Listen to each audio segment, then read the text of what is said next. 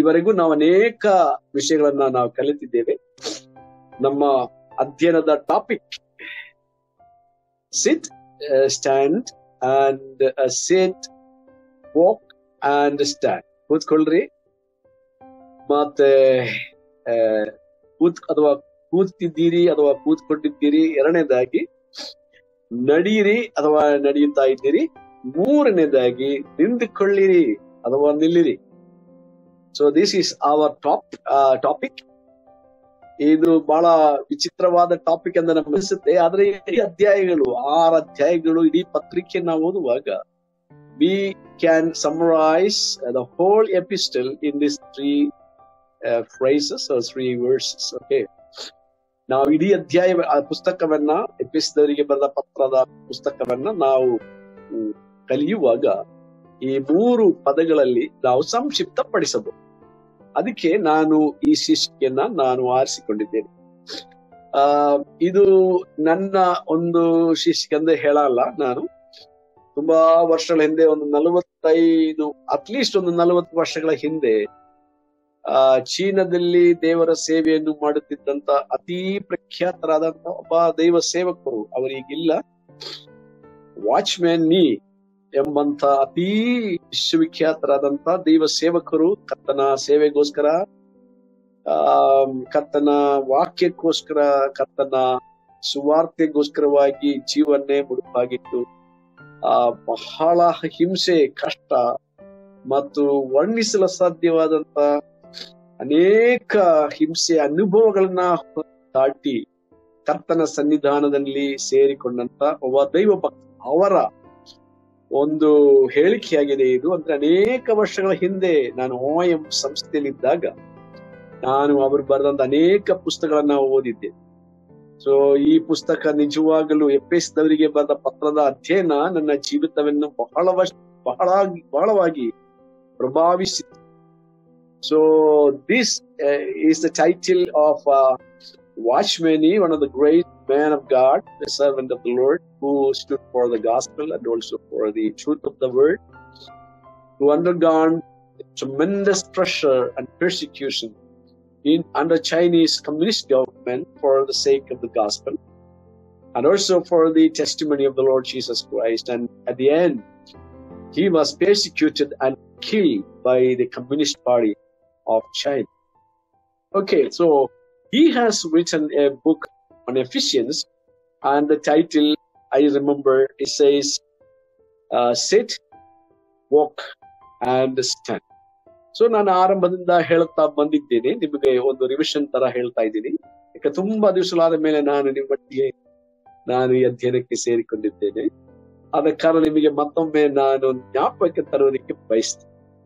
So ಕ್ರಿಸ್ತನಲ್ಲಿ ನಮಗೆ ಇರುವಂತ ಒಂದು ಸ್ಥಾನ, ನಮ್ಮ ಸ್ಥಿತಿ, ಕ್ರಿಸ್ತನಲ್ಲಿ ಯಾರಾಗಿದ್ದೀವಿ, ಕ್ರಿಸ್ತನಲ್ಲಿ ನಾವು ಹೇಗಿರಬೇಕು, ನಮ್ಮ ನಡತೆ, ನಮ್ಮ ಸ್ವಭಾವ ಹೇಗಿರಬೇಕು. ಮೂರನೇದಾಗಿ ಕ್ರಿಸ್ತನಲ್ಲಿ ನಾವು ಹೇಗೆ ನಿಲ್ಲಬೇಕು ಕೊನೆಯವರೆಗೂ. ಅದು ಮರಣದವರೆಗಿರಬಹುದು ಅಥವಾ ಕ್ರಿಸ್ತನ 2ನೇ ಪ್ರತ್ಯಕ್ಷತೆವರೆಗಿರಬಹುದು. ಅದು ಯಾವುದು ಫಸ್ಟ್ ಬಂದರೂ ಸರಿಯೇ, ಕ್ರಿಸ್ತನಲ್ಲಿ ನಾವು ನಿಂತುಕೊಳ್ಳಬೇಕು ಅಥವಾ ಕ್ರಿಸ್ತನಿಗಾಗಿ ನಾವು ನಿಲ್ಲಬೇಕು ಎಂಬುದೇ ಅದರ ಅರ್ಥ. ಸೊ ಈ ಒಂದು ಶೀರ್ಷಿಕೆ ನಿಜವಾಗಲೂ ತುಂಬಾ ಪ್ರಭಾವ ಬೀರಿತು ನನ್ನ ಜೀವನದಲ್ಲಿ. ನಾನೀಗಾಗಲೇ 1ನೇ ಅಧ್ಯಾಯ ಮುಗಿಸುತ್ತಾ ಬಂದಿದ್ದೇನೆ. ಆದರೂ ಸ್ವಲ್ಪ ಭಾಗವನ್ನ ಮತ್ತೊಮ್ಮೆ ನಾನು ನಿಮಗೆ ತಿಳಿಸ್ಲಿಕ್ಕೆ ಬಯಸ್ತೇನೆ. 1ನೇ ಅಧ್ಯಾಯದ ಕಡೆಯ ಭಾಗ. So I just want to, though I have completed the first the chapter of Ephesians, I'm not going to detail study because it will take months together. Sometimes it can take years together, because it's all depend upon how we go in depth, or how we explain. So ನಾನು ಹೆಚ್ಚು explanation ಮಾಡದೆ ಮುಖ್ಯವಾದ ಅಂಶಗಳನ್ನ ಮಾತ್ರ ಮನಸ್ಸಲ್ಲಿಟ್ಕೊಂಡು ನಾನು ಮಾತಾಡ್ತಾ ಬಂದಿದ್ದೇನೆ. ಹಾಗಾಗಿ ಎಫೆಸದವರಿಗೆ ಬರೆದ ಪತ್ರದ 1ನೇ ಅಧ್ಯಾಯದ 11ನೇ ವಚನದಿಂದ 14ನೇ ವಾಕ್ಯಗಳ ತನಕ ಇವತ್ತು ಸಂಕ್ಷಿಪ್ತವಾಗಿ ಆರಂಭದಲ್ಲಿ ನಾನು ಹೇಳಲಿಕ್ಕೆ ಬಯಸ್ತೇನೆ. So shortly I just want bring your attention to the Ephesians chapter 1 and verse 11 to 13. So it talks about the seal of God upon the church, upon the believers. ದೇವರ ಮುದ್ರೆ ಪ್ರತಿಯೊಬ್ಬ ವಿಶ್ವಾಸಿಗಳ ಮೇಲೆ, ದೇವರ ಸಭೆಯ ಮೇಲೆ ದೇವರ ಮುದ್ರೆ ಇದೆ ಎಂಬಂತ ಉಪದೇಶ, ಈ ಒಂದು ಸತ್ಯ ಅವನನ್ನು ಸಭೆಗೆ ಪ್ರಕಟಿಸುತ್ತಾ ಇದೆ. ಪ್ರಕಟಣೆ ಅಂತ ಹೇಳುವಾಗ ಅದು ಗುಪ್ತವಾಗಿದ್ದದ್ದು ಎಂದು ಅರ್ಥ. So Paul is revealing the truth of the position of church here in this world and also up there in heaven. ಭೂಲೋಕದಲ್ಲಿ ಸಭೆಯ ಸ್ಥಿತಿ, ಸಭೆಯ ಸ್ಥಾನ ಏನಾಗಿದೆ, ಪರಲೋಕದಲ್ಲಿಯೂ ಸಭೆಯ ಸ್ಥಿತಿ, ಸ್ಥಾನ ಏನಾಗಿದೆ ಎಂಬುದು ವಿಶ್ವಾಸಗಳು ನಿಜವಾಗಲೂ ಅರ್ಥ ಮಾಡಿಕೊಂಡರೆ ನಮ್ಮ ಜೀವಿತವು ಕ್ರಾಂತಿಯುತವಾಗುತ್ತೆ ಎಂಬುದಕ್ಕೆ ಎರಡು ಮಾತಿಲ್ಲ. If you truly understand the mystery of you and me, the church, the body of Christ, we will be tremendously transformed and we will become exploits.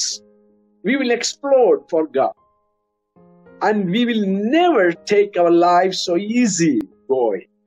ನಮ್ಮ ಕ್ರೈಸ್ತ ಜೀವನವನ್ನ ಸುಲಭವಾಗಿ ಯಾವ ವಿಶ್ವಾಸಿಯು ತೆಗೆದುಕೊಳ್ಳುವುದಿಲ್ಲ. ಈ ಸತ್ಯ ನಾವು ತಿಳ್ಕೊಂಡ್ರೆ, ಯಾವ ಸತ್ಯ? ಕ್ರಿಸ್ತನಲ್ಲಿ ನಮ್ಮ ಸ್ಥಾನ ಏನಾಗಿದೆ, ನಮ್ಮ ಪದವಿ ಏನಾಗಿದೆ, ಈ ಲೋಕ ಜೀವನದಲ್ಲಿಯೂ ಪರಲೋಕದಲ್ಲಿಯೂ ನಮಗಿರುವಂತ ಸ್ಥಾನ ಏನೆಂಬುದಾಗಿ ವಿಶ್ವಾಸಿಗಳು ತಿಳಿದುಕೊಳ್ಳಬೇಕು. ಆದ ಕಾರಣ ಪೌಲನು ಈ ಪತ್ರದಲ್ಲಿ ಮೊಟ್ಟ ಮೊದಲನೇದಾಗಿ ಅವರ ಆತ್ಮೀಕ ಕಣ್ಣುಗಳು ತೆರೆಯಬೇಕು ಸ್ವಾಮಿ ಎಂಬುದಾಗಿ ಬೇಡುತ್ತಾರೆ. ಇಲ್ಲಿ ಎಫೆಸದವರಿಗೆ ಬರೆದ ಪತ್ರದಲ್ಲಿ ದೇವರು ನಮ್ಮ ಮೇಲೆ, ಸಭೆಯ ಮೇಲಿಟ್ಟಿರತಕ್ಕಂತ, ವಿಶ್ವಾಸಿಗಳ ಮೇಲಿಟ್ಟಿರತಕ್ಕಂತ ಮುದ್ರೆ ಏನು, ಇದು ಬಹಳ ಬಹಳ ಇಂಪಾರ್ಟೆಂಟ್. ಈ ಸತ್ಯ ನಾವು ತಿಳಿದುಕೊಂಡರೆ, ಆತ್ಮದಲ್ಲಿ ಅರಿತುಕೊಂಡು ನಾವು ದೇವರಿಗೋಸ್ಕರ ಸ್ಫೋಟಕಾತ್ಮಕವಾದ ಕಾರ್ಯಗಳು ಮಾಡುವವು ಎಂಬುದಾಗಿ ಸತ್ಯವೇದವು ನಮಗೆ ಹೇಳುತ್ತದೆ. ನಾನು ವಚನ ಓದುವುದಿಲ್ಲ, ಬಟ್ ಹೇಳ್ತೇನೆ. ಈ ನಾನು ಹೇಳಿದ ಹೇಳಿಕೆಗೆ ಸಪೋರ್ಟ್ ಕೊಡುವಂತೊಂದು ವಚನ ದಾನಿಯೇಲ ಪುಸ್ತಕ 11ನೇ ಅಧ್ಯಾಯದಲ್ಲಿ ಇದೆ.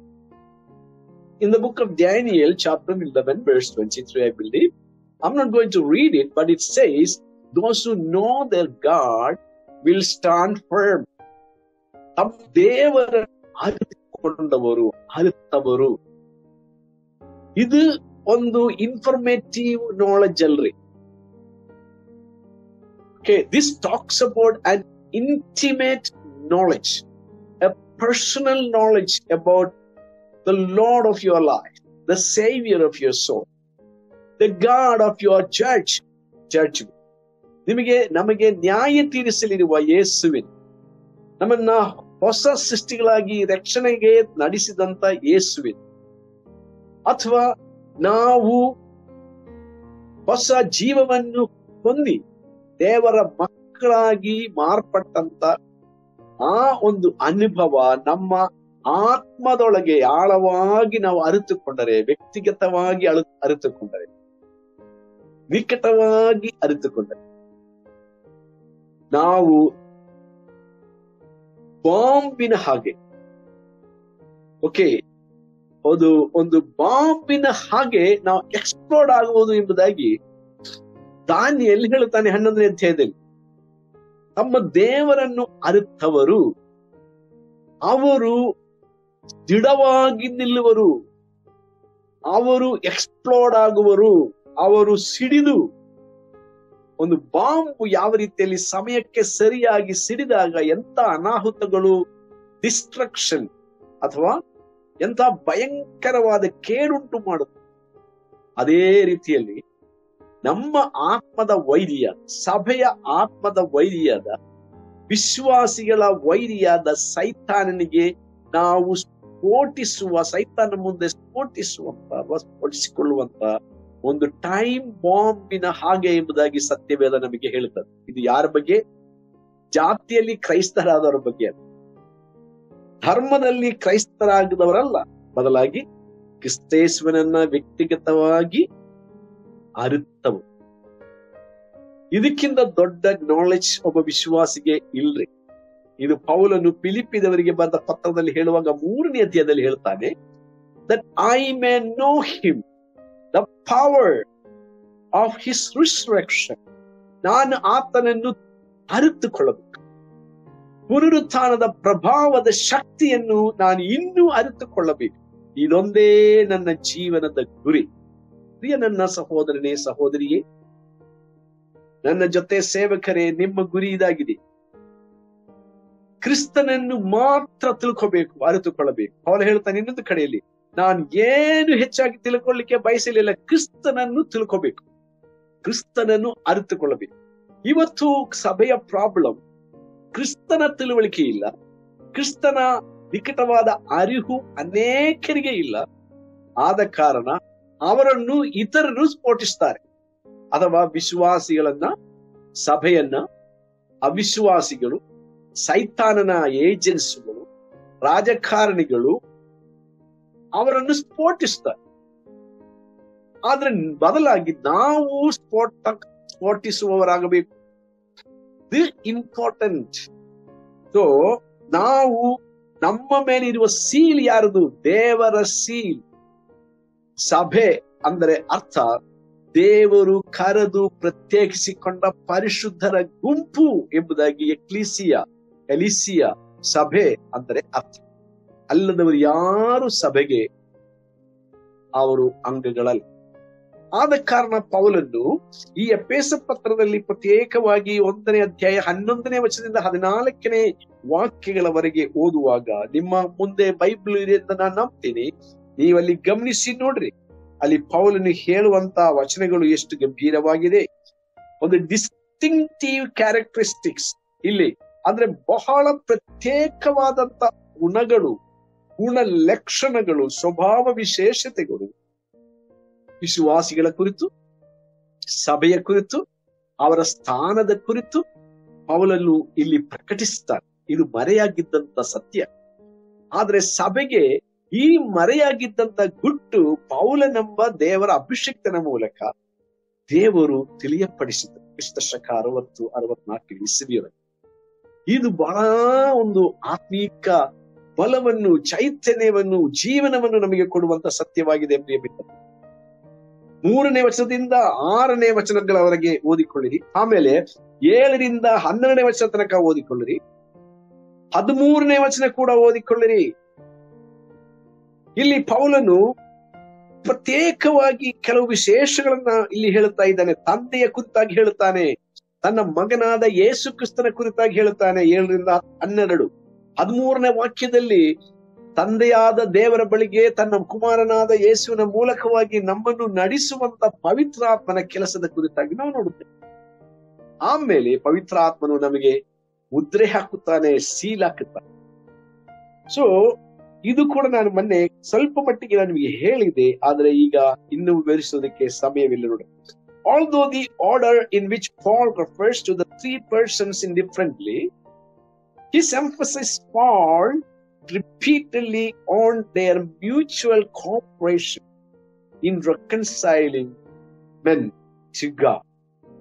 ದೇವರೊಟ್ಟಿಗೆ ಮನುಷ್ಯರನ್ನ ಸಂಧಾನಪಡಿಸುವ ಕೆಲಸದಲ್ಲಿ, ಕಾರ್ಯದಲ್ಲಿ ಪರಿಶುದ್ಧನಾದ, ಮಹಾಪರಿಶುದ್ಧನಾದ ತಂದೆಯಾದ ದೇವರಿಗೆ ಮನುಷ್ಯರನ್ನ ಸಂಧಾನಪಡಿಸುವುದಕ್ಕೆ, ಆ ಒಂದು ಕ್ರಿಯೆಯಲ್ಲಿ, ಕಾರ್ಯದಲ್ಲಿ ಯೇಸು ಕ್ರಿಸ್ತರ ಪಾತ್ರ ಇದೆ, ಪವಿತ್ರಾತ್ಮನ ಪಾತ್ರ ಇದೆ. ಇವೆಲ್ಲ ಅಲ್ಲಿ ಪೌಲ್ ಹೇಳುತ್ತಾ ಇದ್ದಾನೆ. 2ನೇ ಅಧ್ಯಾಯ 4ರಿಂದ 10ನೇ ವಾಕ್ಯ ತನಕ ಉಂಟು, ಮತ್ತು 13ರಿಂದ 18 ಉಂಟು. 3ನೇ ಅಧ್ಯಾಯ 1ರಿಂದ 6 ಉಂಟು, 6ನೇ ವಚನ ತನಕ ನೀವು ಬರೆಯುವುದಾದ್ರೆ ಬರ್ಕೋಬಹುದು. ಆ ನಂತರ ನೀವು ಅದನ್ನ ಮತ್ತಷ್ಟು ಧ್ಯಾನ ಮಾಡಿಕೊಳ್ಳಬಹುದು. 3ನೇ ಅಧ್ಯಾಯ 14ರಿಂದ 19ನೇ ವಚನಗಳವರೆಗೆ, 4ನೇ ಅಧ್ಯಾಯ 1ರಿಂದ 6ನೇ ವಚನ ತನಕ, 4ನೇ ಅಧ್ಯಾಯ 30ನೇ ವಚನ, ಹಾಗೂ 5ನೇ ಅಧ್ಯಾಯ 2ನೇ ವಚನಗಳ ತನಕ, ಮತ್ತೆ 5ನೇ ಅಧ್ಯಾಯದ 15ರಿಂದ 20ನೇ ವಚನ, 6ನೇ ಅಧ್ಯಾಯದ 10ರಿಂದ 18ನೇ ವಾಕ್ಯಗಳ ತನಕ. ಇದೆಲ್ಲ ಭಾಗಗಳು ವಿಭಾಗಿಸುವಾಗ ನಾವು ನೋಡುತ್ತೇವೆ. ಸೊ ಇಲ್ಲಿ ಮುಖ್ಯವಾಗಿ ನಾನು ಆಗ್ಲೇ ಹೇಳಿದ ಹಾಗೆ, as I told you earlier, if you look into verse 11 to 14, there's a remarkable sentence in which Paul reviews the redemptive activity of the triune God. ತ್ರಯೇಕ ದೇವರು ಮಾನವರಾದ ನಮ್ಮ ರಕ್ಷಣೆಗೋಸ್ಕರವಾಗಿ, ಬಿಡುಗಡೆ ವಿಮೋಚನೆಗೋಸ್ಕರವಾಗಿ ಜೊತೆಯಾಗಿ ಒಟ್ಟಾಗಿ ಐಕ್ಯವಾಗಿ ಮಾಡಿದಂತ ಕೃಪಾ ರಕ್ಷಣಾ ದಾನದ ಕುರಿತಾಗಿ ನಾವಿಲ್ಲಿ ಓದುತ್ತೇವೆ. This begins from the very basic truth or basic sacrament or whatever you can call. ಸಾಧಾರಣವಾಗಿ ನಾವು ಕರೆಯುವ ಹಾಗೆ ಆ ಒಂದು ಪ್ರಥಮ ಉಪದೇಶ ದೀಕ್ಷಾ ಸ್ನಾನದ ಮೂಲಕವಾಗಿ 12ನೇ ವಚನದಲ್ಲಿ ಪೌಲನು ಅದನ್ನ ಹೇಳುತ್ತಾನೆ. 12ನೇ ವಚನದಲ್ಲಿ verse 12, Paul is talking about the baptism, right? That we who first trusted in Christ should be to the praise of his glory. Okay, so ಇಲ್ಲಿ ಒಟ್ಟಿಗೆ ನಾವು ಓದುವಾಗ ಈ ಸತ್ಯವನ್ನ ನಾವು ಅರ್ಥ ಮಾಡಿ, ಆನಂತರವಾಗಿ 13ನೇ ವಚನದಲ್ಲಿ ಕೂಡ in him, 12ನೇ ವಚನ 13ನೇ ವಚನ, in him you also trusted after you heard the word of truth, the gospel of your salvation, in whom also having believed you were sealed. Believe, then it says believe, then you saved. So believe, then comes salvation. ನಂಬಿ ಮಾನಸಾಂತರ ಪಡುವಾಗ ನಮಗೆ ರಕ್ಷಣೆಯಾಗುತ್ತದೆ. ರಕ್ಷಣೆಯಾದದಕ್ಕೆ ಗುರುತಾಗಿ ನೀರೊಳಗೆ ಮುಳುಗಿಸಿಕೊಳ್ಳುತ್ತೇವೆ. So when we believe, ನಾವು ನಂಬಿದಾಗ ನಾವು ದೇವರ ಮಕ್ಕಳಾಗುವ ಅಧಿಕಾರ ಪಡೆಯುತ್ತೇವೆ. ಅದರ ನಂತರ ಈ ನಂಬಿಕೆ ನಿಮಿತ್ತವಾಗಿ ನಮಗೆ ಬಿಡುಗಡೆ ಅಥವಾ ವಿಮೋಚನೆ ಆಗುತ್ತೆ. ವಿಮೋಚನೆಯಾದ ನಂತರ ಅದಕ್ಕೆ ಗುರುತಾಗಿ ನಾವು ನೀರಿನಲ್ಲಿ ಮುಳುಗಿಸಿ ಕ್ರಿಸ್ತನೊಂದಿಗೆ ನಾವು ಒಂದಾಗಿದ್ದೇವೆ. ನಮ್ಮ ದೇಹವು, ನಮ್ಮ ಆತ್ಮವು, ನಮ್ಮ ಪ್ರಾಣವು, ನಮ್ಮ ದೇಹವು ಒಂದಾಗಿ ಬಿಟ್ಟಿದೆ ಎಂಬುದಕ್ಕೆ ಗುರುತಾಗಿ ನಾವು ನೀರಲ್ಲಿ ಮುಳುಗಿಸ್ಕೊಳ್ಳಿ. ಇದಕ್ಕೆ ನಾವು ದೀಕ್ಷಾ ಸ್ನಾನ ಅಂತ ನಾವು ಹೇಳ್ತೇವೆ. ಸೊ ಇಲ್ಲಿ this change is intelligible when the entire passage is seen as a fragment of a baptismal charge to Gentile Christian. ಅನ್ಯ ಜನರಾದವರು ಕ್ರೈಸ್ತ ನಂಬಿಕೆಗೆ ಬಂದಾಗ ಅವರು ಮಾನಸಾಂತರಪಟ್ಟು ದೇವರ ಕಡೆಗೆ ತಿರುಗಿಕೊಂಡು, ಅಂದ್ರೆ ವಿಶ್ವಾಸವಿಟ್ಟು, ಕ್ರಿಸ್ತನ ಹೆಸರಲ್ಲಿ ವಿಶ್ವಾಸವಿಟ್ಟು ದೇವರ ಕಡೆಗೆ ತಿರುಗಿಕೊಂಡು ತಮ್ಮ ವಿಮೋಚನೆಗೋಸ್ಕರವಾಗಿ ನೀರಿನಲ್ಲಿ ಮುಳುಗಿಸಿಕೊಂಡು ದೀಕ್ಷಾಸ್ನಾನ ಮಾಡಿಸಿಕೊಳ್ಳೋದು. ಅಪೊಸ್ತಲರ ಕೃತ್ಯಗಳು 2ನೇ ಅಧ್ಯಾಯದಲ್ಲಿ ನಮಗೆ ಬಹಳ ಚೆನ್ನಾಗಿ ಗೊತ್ತಿದೆ. ಪೇತ್ರನು ಪೆಂತೆಕೋಸ್ತ ದಿನದ ಪ್ರಸಂಗದಲ್ಲಿ ಅದನ್ನ ಬಹಳ ಒತ್ತಿ ಹೇಳುತ್ತಾನೆ. ನೀವು ದೇವರ ಕಡೆಗೆ ತಿರುಗಿಕೊಳ್ಳಬೇಕು, ಮಾನಸಾಂತರ ಪಡಬೇಕು, ಪ್ರತಿಯೊಬ್ಬರು ನಿಮ್ಮ ಪಾಪ ಪರಿಹಾರಕ್ಕೋಸ್ಕರವಾಗಿ ನೀರಿನಲ್ಲಿ ಮುಳುಗಿಸಿ ದೀಕ್ಷಾಸ್ನಾನ ಮಾಡಿಸಿಕೊಳ್ಳಿ, ಆಗ ನಿಮಗೆ ಪವಿತ್ರಾತ್ಮನ ವರದಾನ ಸಿಕ್ಕುವುದು ಅಂತ ಪೌಲ ಹೇಳ್ತಾನೆ. ನೋಡ್ರಿ, ಸಭೆ ಆರಂಭ ಅಲ್ಲಿದ್ದ. ಸೊ ಇಲ್ಲಿ ನಾವು ನೋಡುವಾಗ Jewish Christians like Paul who were responded to the word of preaching, ಅದರ ಬಗ್ಗೆ ಪೌಲನು, ಯಹೂದಿ ಧರ್ಮದಿಂದ ಕ್ರಿಸ್ತನ ನಂಬಿಕೆಗೆ ಬಂದ ಪೌಲನು ಹೇಳ್ತಾನೆ, ನೀವು ಸಹ 13ನೇ ವಾಕ್ಯದಲ್ಲಿ, ಕನ್ನಡದಲ್ಲಿ 13ನೇ ವಚನವ ಏನೇನಿಗೆ ಗೊತ್ತಿಲ್ಲ, ಒಂದು ವೇಳೆ ಹಿಂದೆ ಮುಂದಿರಬಹುದು ಕನ್ನಡ ಬೈಬಲ್ ನಲ್ಲಿ. ನಾನು ಇಂಗ್ಲಿಷ್ ಬೈಬಲ್ ಮುಂದೆ ಇಟ್ಕೊಂಡು ಓದ್ತಾ ಇದ್ದೀನಿ. So I am reading from the English book. Having believed, you were sealed with the Holy Spirit of promise. And verse 13 begins with, in him you also trusted. ನೀವು ಸಹ ಅಥವಾ ನೀವು ಕೂಡ ಹೇಗೆ ನಂಬಿದ್ದೀರಿ? After hearing the gospel or hearing the word of truth. ಇವತ್ತು word of truth ಬಹಳ ಕಡಿಮೆ ಇದೆ. ಇವತ್ತು ಬಹಳಷ್ಟು ಜನರು ಪ್ರಸಂಗಿಸುವುದು, ಉಪದೇಶಿಸುವುದು ವರ್ಡ್ ಆಫ್ ಟ್ರೂತ್ ಅಲ್ಲ, ವರ್ಡ್ ಆಫ್ ಫೇತ್ ಅಲ್ಲ, ವರ್ಡ್ ಆಫ್ ಫೇಕ್. ತಪ್ಪಾದ ಬೋಧನೆ ಇವತ್ತು ಅನೇಕರು ಸಾರುತ್ತಾರೆ. ಆಮೇಲೆ ಅವರು ಸಭೆಗೆ ಬರುತ್ತಾರೆ. ಓಕೆ, ಅನೇಕರ ಬಗ್ಗೆ ನಾನು ಹೇಳ್ತಾ ಇದ್ದೆ, ಎಲ್ಲರ ಬಗ್ಗೆ ಹೇಳ್ತಾ, I am not talking about all as generally, but many preachers, they don't preach the gospel of truth. Instead, they preach a fake gospel. They preach a fake Jesus. They speak a fake Holy Spirit. So, ಇಲ್ಲಿ ಪೌಲನು ಹೇಳುತ್ತಾನೆ, ನೀವು ಹೇಗೆ trust ಮಾಡಿದ್ದೀರಿ, ನಂಬಿದ್ದೀರಿ, after you heard the word of truth, ಸತ್ಯದ ವಚನವನ್ನು ಕೇಳಿ. ಸತ್ಯದ ವಚನ ನಾವು ಕೇಳಬೇಕು. ಅವರು ನಂಬುತ್ತಾರೋ ಬಿಡುತ್ತಾರೋ ಅದು ಅವರಿಗೆ ಬಿಟ್ಟದ್ದು. ಆದ್ರೆ ನನ್ನ ಮತ್ತು ನಿಮ್ಮ ಕೆಲಸ, ನಾವು ಸತ್ಯದ ವಚನ ಹೇಳಬೇಕು. ಸತ್ಯದ ವಚನ ಹೇಳಿದರೆ ದೇವರು ಆರಿಸಿಕೊಂಡವರು ಮಾತ್ರ ದೇವರ ಕಡೆಗೆ ಬರುತ್ತೆ. ಅಲ್ಲದವರು ಸುಮ್ಮನೆ ಕುರ್ಚಿಗಳನ್ನ ತುಂಬಿಸಿಕೊಡ್ತಾರೆ. ಕಷ್ಟಗಳು ಸಮಸ್ಯೆಗಳು ಬಂದಾಗ ಅವರು ಸಭೆಯನ್ನು ಬಿಟ್ಟು ತೊಲಗಿ ಹೋಗ್ತಾರೆ. ಸ್ವಾಮಿ ಹೇಳಿಲ್ವಾ, ಒಳ್ಳೆ ಒಂದು ಉದಾಹರಣೆ ಸ್ವಾಮಿ ಹೇಳಿದ್ದಾನೆ. ಬೀಜ ಬಿತ್ತನೆ ಮಾಡಿದವನ ಸಾಮ್ಯ ಕೆಲವು ಬಂಡೆ ಮೇಲೆ ಬಿದ್ದವು, ಮುಳ್ಳು ಗಿಡಗಳ ಮೇಲೆ ಬಿದ್ದವು ಅಲ್ವಾ. ತುಂಬಾ ಸಂತೋಷದಿಂದ ಅವರು ವಚನವನ್ನ ಸ್ವೀಕಾರ ಮಾಡಿಕೊಂಡು, ಯಾಕಂದ್ರೆ ಸ್ವಾಮಿ ನಂಬಿರಿ, ನಿಮ್ಮ ಕಾಯಿಲೆ ಹೋಗ್ಬಿಡುತ್ತೆ, ನಿಮ್ಮ ಮಕ್ಕಳು ಯಾವಾಗಲೂ ಫಸ್ಟ್ ಕ್ಲಾಸ್ ನಲ್ಲಿ ಪಾಸ್ ಆಗ್ತಾರೆ, ಕೆಲಸದಲ್ಲಿ ನಮ್ಮ ಮಕ್ಕಳಿಗೆ ನಿಮಗೆ ಕೆಲಸ ಸಿಗ್ತದೆ, ಪ್ರಮೋಷನ್ ಬರುತ್ತದೆ, ಮದುವೆ ಆಗದ ನಿಮ್ಮ ಮಕ್ಕಳಿಗೆ ಮದುವೆ ಆಗುತ್ತೆ. ಎಲ್ಲ ವಿಧವಾದ ಫೇಕ್ ವಾಗ್ದಾನಗಳು ಹೇಳ್ತಾರೆ. ಇದನ್ನ ನಂಬಿದ ಅನೇಕರು ಇವತ್ತು ಸಭೆಯೊಳಗಡೆ ಸೇರಿಕೊಂಡು, ಅವರು ಸಭೆಯೊಳಗೆ ಸೇರಿ ಬಂದಾಗ, ಇದು ಸಂಭವಿಸದೆ ಬಂದಾಗ, ಹಾಗೆ ನಡೆಯದೆ ಬಂದಾಗ ಅವರು ಸಭೆಯನ್ನ ಬಿಟ್ಟು ಹೊರಟು. ಸೊ ನಾವು ದೇವರ ವಚನದ ಸತ್ಯವನ್ನ ನಾವು ಪ್ರತಿಯೊಬ್ಬರಿಗೂ ಸಾರಬೇಕು. ಯಾಕಂದ್ರೆ ಸತ್ಯ ನಮ್ಮನ್ನು ಬಿಡುಗಡೆ ಮಾಡಿ. You shall know the truth and truth shall set you free.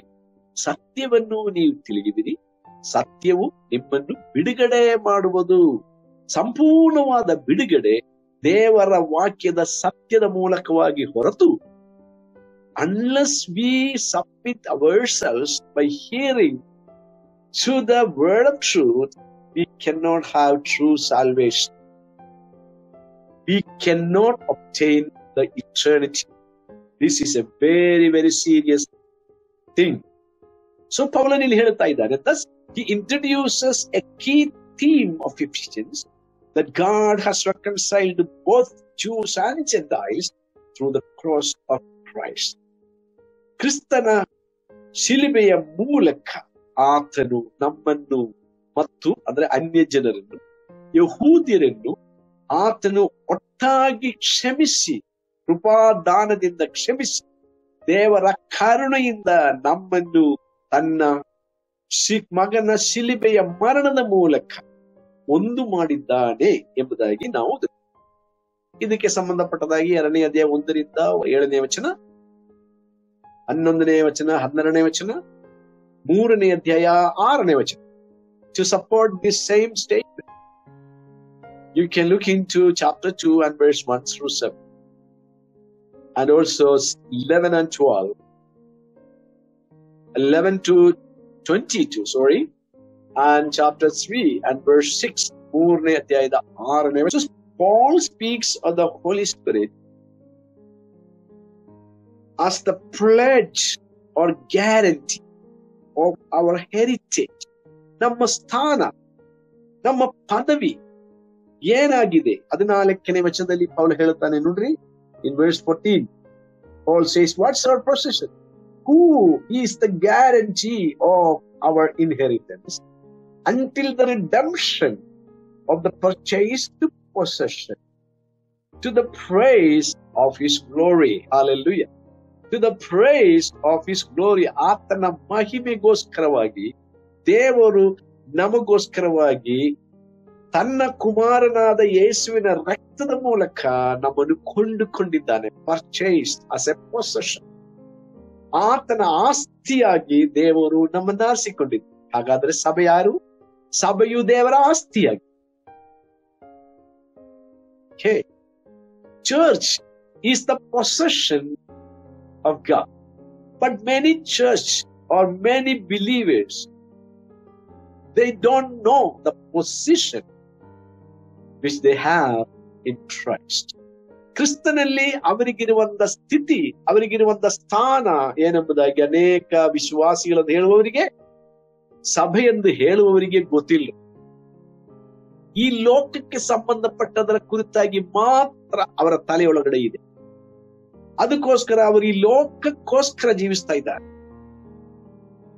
Okay, ಈ ಲೋಕದಲ್ಲಿ ಅನೇಕ ವಿಶ್ವಾಸಿಗಳು ಮಾತ್ರವಲ್ಲ, ಸೇವಕರು ಕೂಡ, ಉಪದೇಶಕರು ಕೂಡ, ಪಾಸ್ಟರ್ಗಳು ಕೂಡ, ಅವರು ಈ ಲೋಕದ ಜೀವನ ಎಷ್ಟು ಭದ್ರಪಡಿಸಕ್ಕಾಗುತ್ತದೋ ಅದಕ್ಕೋಸ್ಕರವಾಗಿ ರಾತ್ರಿ ಹಗಲು ಪ್ರಯತ್ನ ಮಾಡ್ತಾ ಇದ್ದಾರೆ.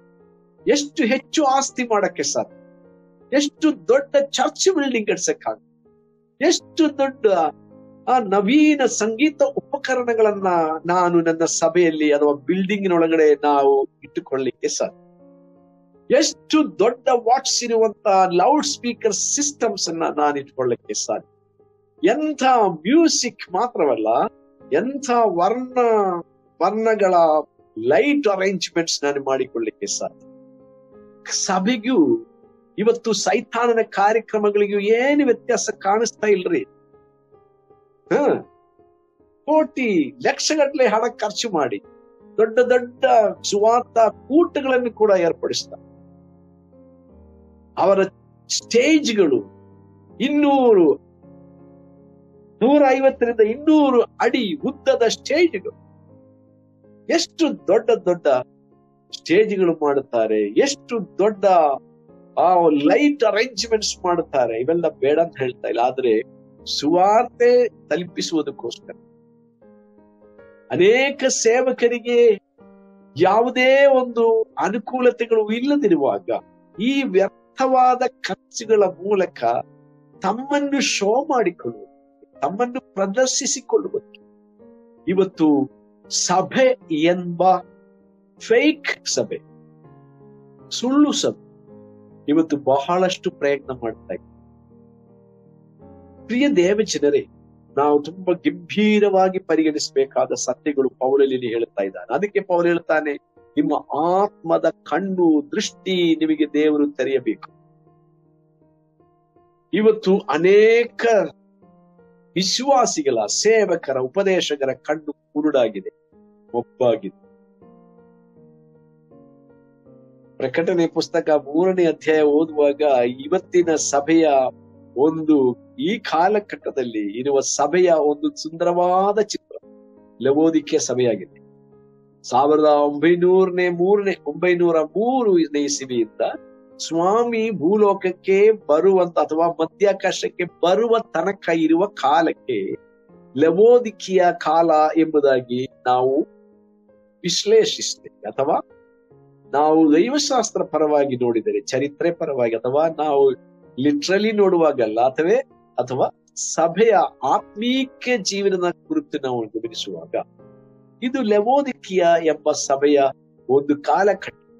ಈ ಕಾಲಘಟ್ಟದಲ್ಲಿ ಯೇಸು ಎಲ್ಲಿದ್ದಾನೆ? ಸಭೆಯ ಶಿರಸ್ಸಾಗಿರುವ ಯೇಸು ಎಲ್ಲಿದ್ದಾನೆ?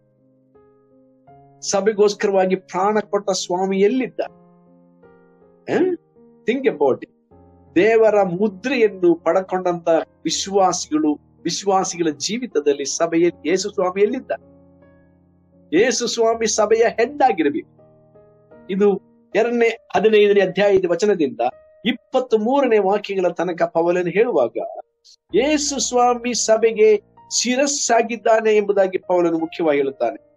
1ನೇ ಅಧ್ಯಾಯ 15ನೇ ವಚನದಿಂದ ಕೊನೆಯ ವಾಕ್ಯ ತನಕ ಓದುವಾಗ ಯೇಸು ಯಾರಾಗಿದ್ದಾನೆ? ಸಭೆಯ ಹೆಡ್, ಶಿರಸ್ಸು. ಆದ್ರೆ ಶಿರಸ್ಸಾಗಿರುವಂತ ಯೇಸು ಎಲ್ಲಿದ್ದಾರೆ? ಲವೋದಿಕೀಯ ಸಭೆಯ ಹೊರಗಡೆ ಇದ್ದಾರೆ, ಒಳಗಡೆ ಇಲ್ಲ. ಒಳಗಡೆ ಇರಬೇಕಾದ ಯೇಸು ಹೊರಗಡೆ ಇದ್ದಾರೆ. ಯಾಕಂದ್ರೆ ಒಳಗಡೆ ಹೆಡ್ ಆಗಿರುವವರು ಪಾಸ್ಟರ್ ಆಗಿದ್ದಾರೆ. ಅಂದ್ರೆ ಕ್ರಿಸ್ತನಿಗೆ ಎಲ್ಲಿ ಜಾಗ ಇಲ್ಲ. ಕ್ರಿಸ್ತನಿಗಿಂತ ಗೌರವ ಪಾಸ್ಟ್ರಿಗೆ, ಅಥವಾ ಕ್ರಿಸ್ತನಿಗಿಂತ ಗೌರವ ಸಭೆಯ ಸಭಾಪಾಲನೆ ಕಮಿಟಿ, ಕ್ರಿಸ್ತನಿಗಿಂತ ಪ್ರಾಮುಖ್ಯತೆ ಅಲ್ಲಿ ಹೆಚ್ಚು ಹಣ ಕೊಡುವವರಿಗೆ, ಆ ಬಿಲ್ಡಿಂಗ್ ಕಟ್ಟಕ್ಕೆ ಹೆಚ್ಚು ಫಂಡ್ ಕೊಟ್ಟವರಿಗೆ ಕ್ರಿಸ್ತನಿಗಿಂತ ಹೆಚ್ಚು ಸ್ಥಾನ. ಇವತ್ತು ಒಳಗಡೆ ಇರಬೇಕಾದ ಯೇಸು ಸ್ವಾಮಿ ಹೊರಗಡೆ ಇದ್ದಾರೆ.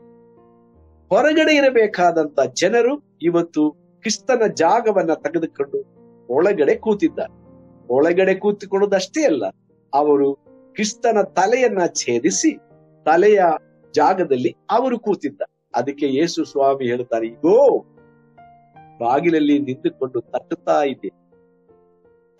ಇದೆ. ಯಾವನಾದರೂ ಸರಿ, ಯಾವಳಾದರೂ ಸರಿ ನನ್ನ ಸ್ವರವನ್ನು ಕೇಳಿ.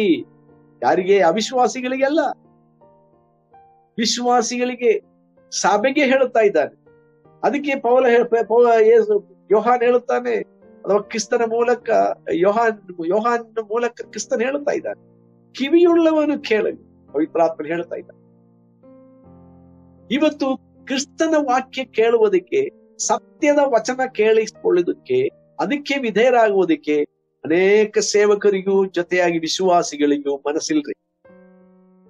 ಅವರು ಹೇಳ್ತಾ ಇದ್ದಾರೆ, ನಮಗೆ ಏನಕ್ಕೂ ಕಡಿಮೆ ಇಲ್ಲ, ನಾನು ಬಹಳ ಐಶ್ವರ್ಯವಂತನಾಗಿದ್ದೇನೆ, ನನಗೆ ಬಟ್ಟೆ ಇದೆ, ಬೇಕಾದಷ್ಟು ಬಟ್ಟೆ ಇದೆ. ಕೆಲವೊಂದು ಚರ್ಚ್ಗಳ ಒಂದು ಸ್ಟೇಜ್ ನೋಡಿದ್ರೆ ಎಂಥ ಬಟ್ಟೆಗಳಪ್ಪ, ವಾರ ಬಟ್ಟೆ ಚೇಂಜ್ ಮಾಡುತ್ತಾರೆ, ಅಷ್ಟೊಂದು ಅಲಂಕಾರ ಮಾಡುತ್ತಾರೆ.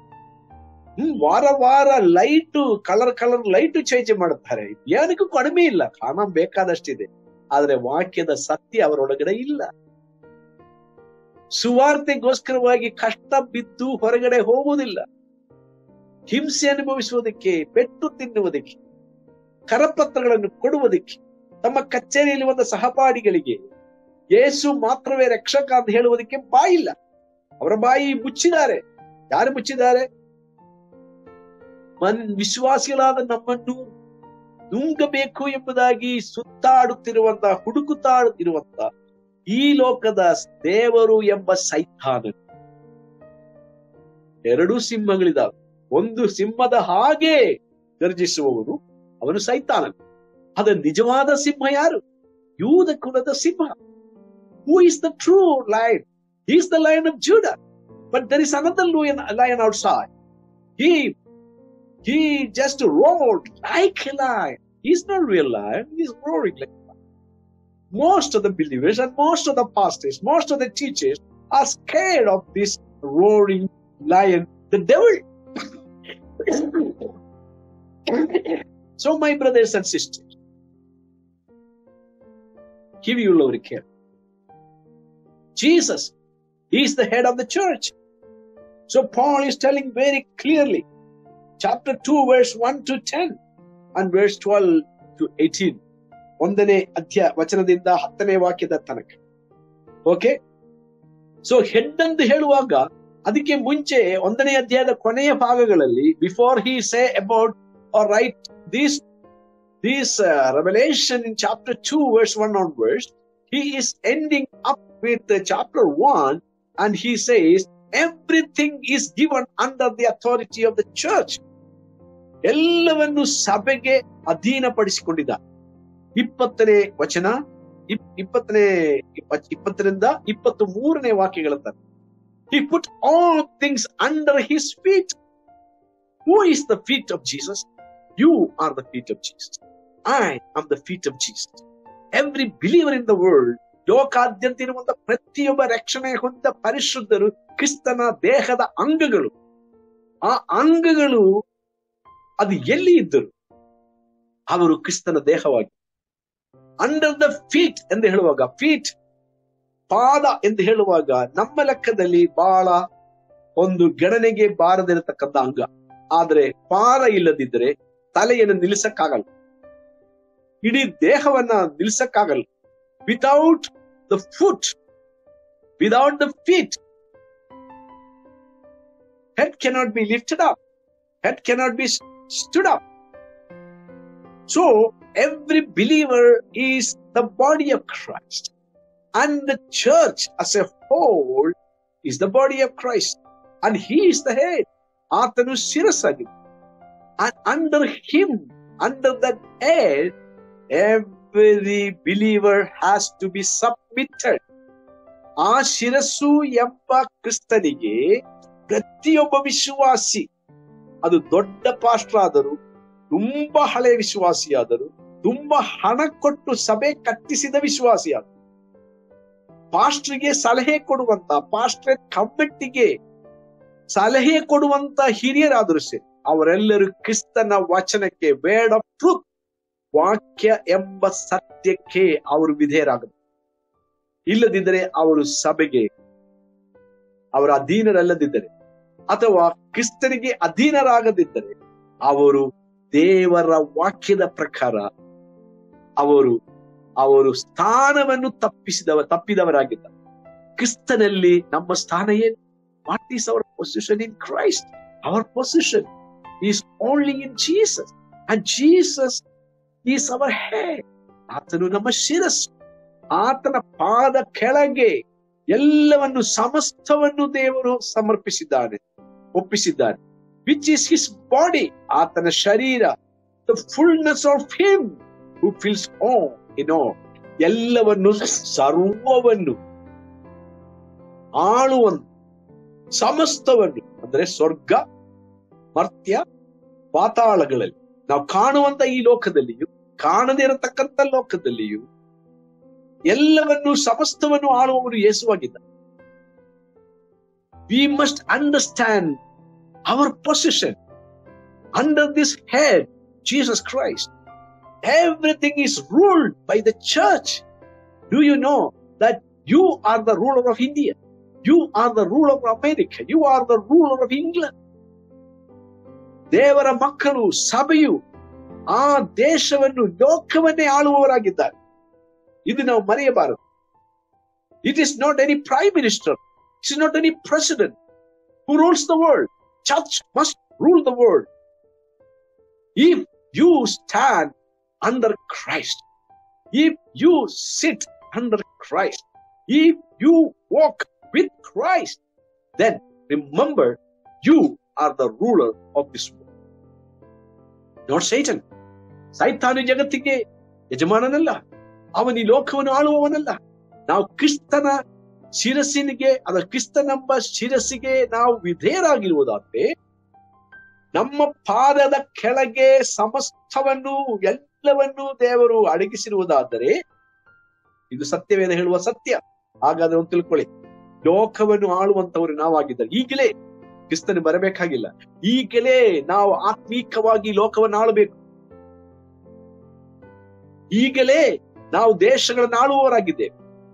ಲೋಕದ ಯಾವ ಪ್ರೈಮ್ ಮಿನಿಸ್ಟರ್ಗಳು, ಪ್ರೆಸಿಡೆಂಟ್ಗಳು ಅಲ್ಲ ಲೋಕವನ್ನು ಆಳುವಂತವರು, ಆ ದೇಶವನ್ನು ಆಳುವಂತವರು ಆ ದೇಶದಲ್ಲಿರುವಂತ ದೇವ ಜನರಾಗಿದ್ದಾರೆ, ವಿಶ್ವಾಸಿಗಳಾಗಿದ್ದಾರೆ. So my brothers and sisters, understand our position in Christ. ಕ್ರಿಸ್ತನಲ್ಲಿ ನಮಗಿರುವಂತ ಸ್ಥಾನ ಏನೆಂಬುದಾಗಿ ನೋಡಿ. This is very true, and Paul is talking the same thing in the book of Colossians. ಕೊಲೋಸದವರಿಗೆ ಬರೆದ ಪತ್ರದಲ್ಲಿ ಕೂಡ ಪೌಲನು ಈ ಸತ್ಯವನ್ನ ಬಹಳ ಒತ್ತಿ ಹೇಳುತ್ತಾನೆ. ಕೊಲೋಸ ಪತ್ರ ಮತ್ತು ಎಫೆಸ ಪತ್ರ ಬಹಳ ಹೊಂದಿಕೊಂಡಿರುವಂತಹ ಒಂದು ಪತ್ರವಾಗಿದೆ. The book of Colossians, epistle of Colossians, and also the epistle of Ephesians, they both are, going hand in hand. It's just like the railina aligala hug. It's just like the rails.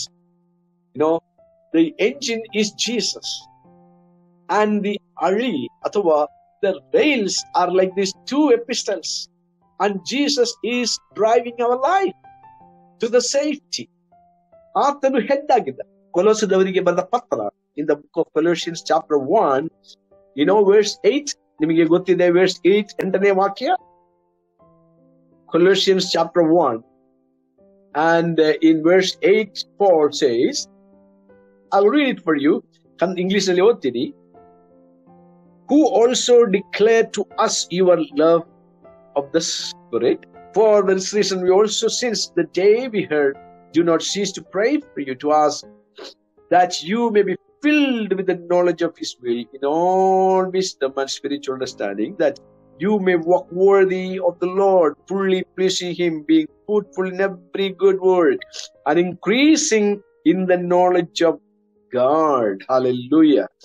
So, ಇಲ್ಲಿ Paul ಹೇಳುತ್ತಾನೆ, ನಾವು ಎಷ್ಟು ಮಾತ್ರಕ್ಕೆ ಬೆಳೆದು ಪ್ರಾಯಸ್ಥರಾಗಿ ನಾವು ಅಧಿಕಾರವನ್ನು ಚಲಿಸುವವರಾಗಬೇಕು, ಅಥವಾ ಚಲಾಯಿಸುವವರಾಗಬೇಕು. ಇದು ಬಹಳ ಇಂಪಾರ್ಟೆಂಟ್. ಕೊಲೊಸದವರಿಗೆ 1ನೇ ಅಧ್ಯಾಯ 8ರಿಂದ ಕೆಳಗಿನ ವಚನಗಳು. ಸೊ ಇಲ್ಲಿ ಪೌಲನು ಎಫೆಸದವರಿಗೆ ಬರೆಯುವಾಗ ಪೌಲ್ ಹೇಳ್ತಾನೆ, one by one the apostle Paul is introducing the themes he will develop in the first half of the letter. ಈ ಪತ್ರದ ಅರ್ಧ ಭಾಗದಲ್ಲಿ ಆತನು ವಿವರಿಸುವಂತ ಮುಖ್ಯವಾದ ಅಂಶಗಳನ್ನು ಗಮನಿಸಿ. The hope inspired by God's will, ದೇವರ ಚಿತ್ತಾನುಸಾರವಾಗಿ ಉದ್ದೇಶದ ಮೇರೆಗೆ ದೇವರು ನಮ್ಮನ್ನು ಕರೆದಿದ್ದಾನೆ. 1ನೇ ವಚನ 2ನೇ ಅಧ್ಯಾಯದ 1ನೇ ವಚನದಲ್ಲಿ ದೇವರು ಒಂದು ಉದ್ದೇಶದ ಮೇರೆಗೆ ನಮ್ಮನ್ನು ಕರೆದಿದ್ದಾನೆ. For the glory which belongs to the divine inheritance, ನಮಗೆ ಆಧ್ಯಾತ್ಮಿಕವಾದ ಒಂದು ಪೊಸೆಷನ್, ಒಂದು ಆಸ್ತಿ, ಒಂದು ಐಶ್ವರ್ಯ ಕ್ರಿಸ್ತನ ಮೂಲಕ ನಮಗೆ ದೊರಕಿದೆ. ಇದು ದೇವರ ಅನಾದಿ ಕಾಲದ ಯೋಜನೆ. ಹಲ್ಲೆಲೂಯಾ. ಸೊ ನಾನು ನನ್ನ ಮಾತುಗಳನ್ನು ಮುಕ್ತಾಯಗೊಳಿಸುವಾಗ ಈ 2ನೇ ಅಧ್ಯಾಯ 1ರಿಂದ 10ನೇ ವಚನ, 12ರಿಂದ 18ನೇ ವಚನ,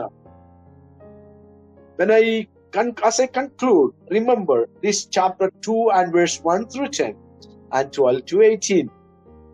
And the second part is the surpassing magnitude of God's power. ಹೇಳಲ ಸಖ್ಯವಾದಂತ ದೇವರ ಶಕ್ತಿ, ದೇವರ ಪ್ರಭಾವ ಅದು ಎಷ್ಟು ಹೆಚ್ಚೆಂಬುದಾಗಿ ಅನುಭವದಿಂದ ನಾವು ಪ್ರತಿಯೊಬ್ಬರು ತಿಳಿದುಕೊಳ್ಳಬೇಕು. Amen. We are more than time bombs. 2ನೇ ಅಧ್ಯಾಯ 19ರಿಂದ 22ನೇ ವಚನ, 3ನೇ ಅಧ್ಯಾಯದ 1ರಿಂದ 6ನೇ ವಚನ, 1ರಿಂದ 6ನೇ ವಚನ. ಈ ವಾಕ್ಯಗಳು ಇದಕ್ಕೆ ಸಪೋರ್ಟ್ ಮಾಡುವ ವಚನಗಳಾಗಿವೆ. 3ನೇದಾಗಿ Paul recognized that all that Gentiles possess in Christ depend upon the initiative of God.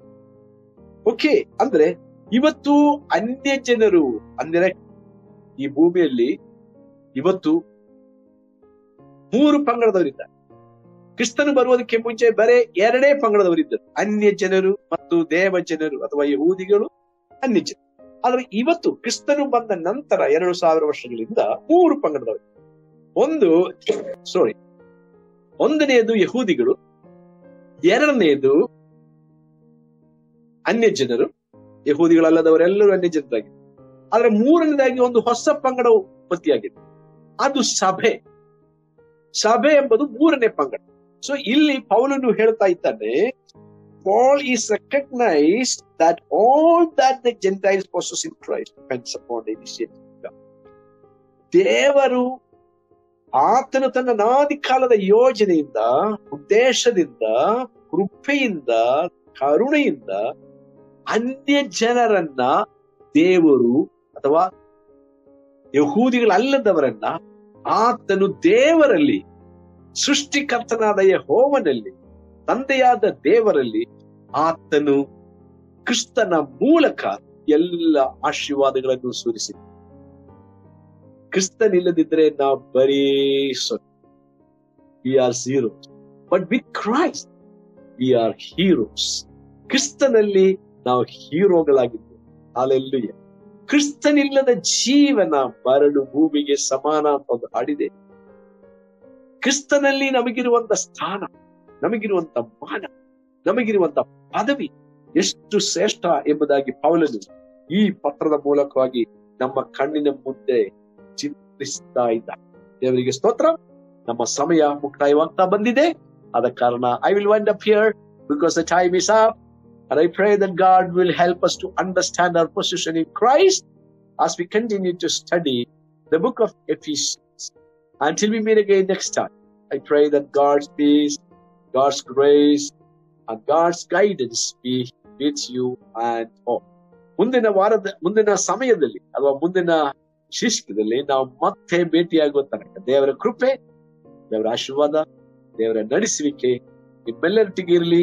ನಿಮ್ಮ ಸ್ಥಾನ, ನಿಮ್ಮ ಪದವಿ ಕ್ರಿಸ್ತನಲ್ಲಿ ಏನಾಗಿದೆ ಎಂಬುದನ್ನ ಯಾವಾಗಲೂ ಮನವರಿಕೆ ಮಾಡಿಕೊಂಡು ನಾವು ಕ್ರಿಸ್ತನ ಸಾಕ್ಷಿಗಳ, ನಾವು ಕರ್ತನ ಸ್ಥಾನದಲ್ಲಿ ನಾವು ನಿಂತುಕೊಂಡು ನಾವು ಕ್ರಿಸ್ತನೊಂದಿಗೆ ನಡೆಯುತ್ತ ಕ್ರಿಸ್ತನಿಗಾಗಿ ನಿಲ್ಲೋಣ. ಕರ್ತನು ನಮ್ಮನ್ನು ಆಶೀರ್ವದಿಸಲಿ. Father, we thank you for this wonderful opportunity that you have given to us to pray and to study and to, Lord, worship your holy and majestic name, O God. We thank you for the great possession that we have in you.